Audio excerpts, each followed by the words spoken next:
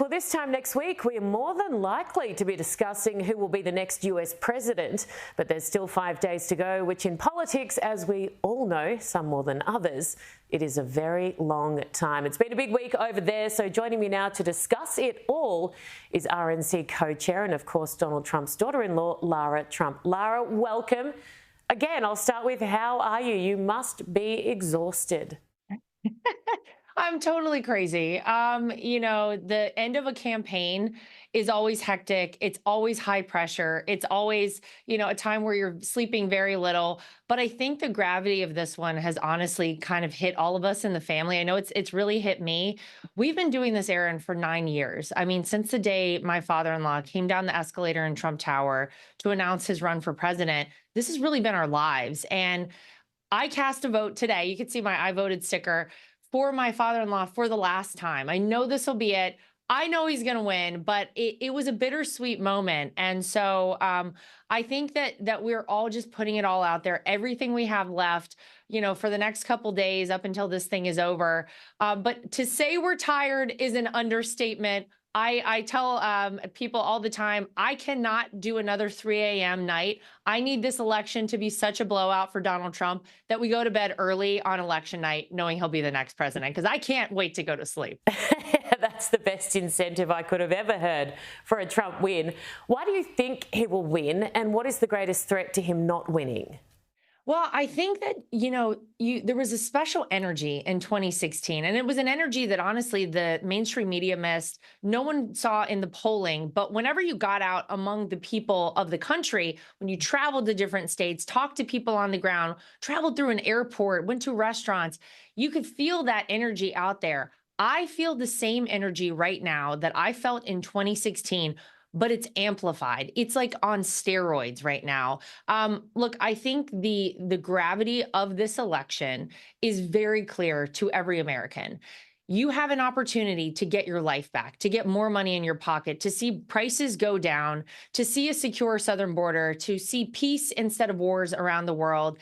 And that's what people want back in their lives. And so I think they understand if they got bamboozled and convinced to vote for the Democrats and vote Joe Biden into office 4 years ago, they're not falling for those tricks again. And I really believe that he will be elected as our 47th president.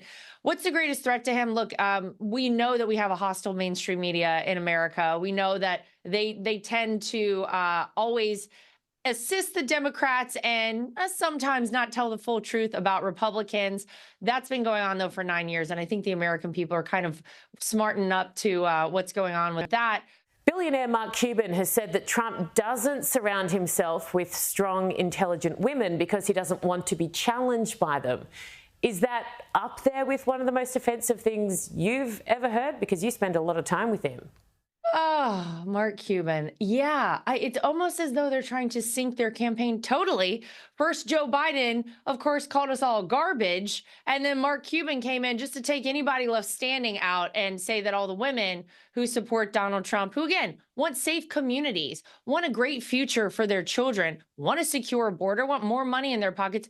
We all apparently have no intellect whatsoever. We're weak. It's ridiculous. Obviously, it's very insulting. I'll just go ahead and utilize myself as an example. I'm the co-chair of the party, and I can tell you that he and I have many conversations about a multitude of different issues, and he always wants my input. It is obviously such an insulting thing for Mark Cuban to say, but it actually goes to show he has no idea what it is about Donald Trump that people love. We love him because he tells the truth. We love him because he continues to fight for us, and we love him because we've seen 4 years with Donald Trump in the White House. We want that back. And I'll tell you what, the smart, strong women are going to be voting for Donald Trump this election.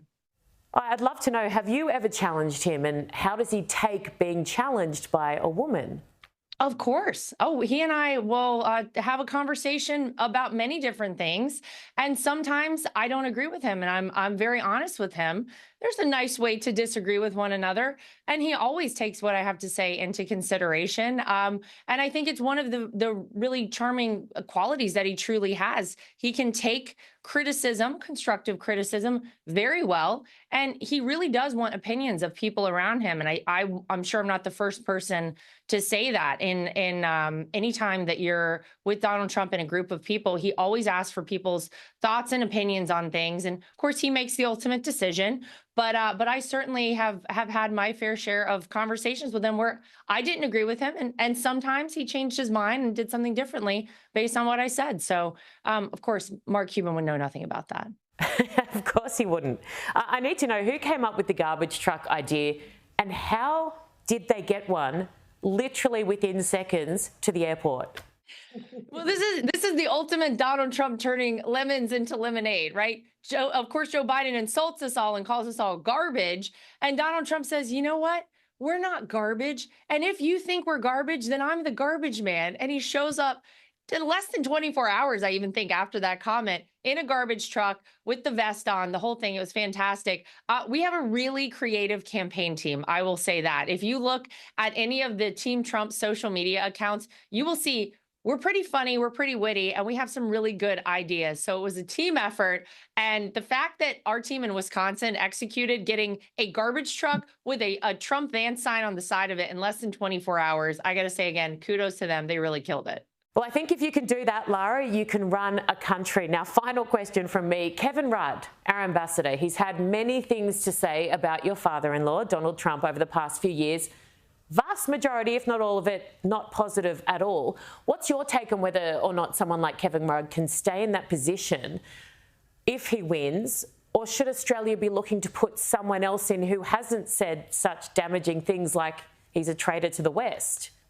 Yeah, it's a pretty tough comment to say. And I think the problem oftentimes is when people say those things and don't have a change of heart, it's kind of hard to have a position like that where you'd want to keep someone who said such nasty things about a person.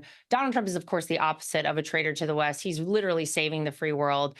We had no new wars for the first time in 82 years under his leadership. And that's a place I think most of the world agrees we want to get back to right now. So I obviously, as you said, it's not my decision, but I do think it would be nice to have a person who appreciates all that Donald Trump has gone through to want to serve our country at this moment, this really critical moment in the history of America. And obviously that's a little bit tough to take. And maybe we want to choose somebody else. I mean, I'd do it. Sounds like a pretty good gig to me. Thank you so much, Lara. Best of luck, and we can't wait to chat with you, hopefully post a win. Oh, thank you, Erin. You're the best. I appreciate it.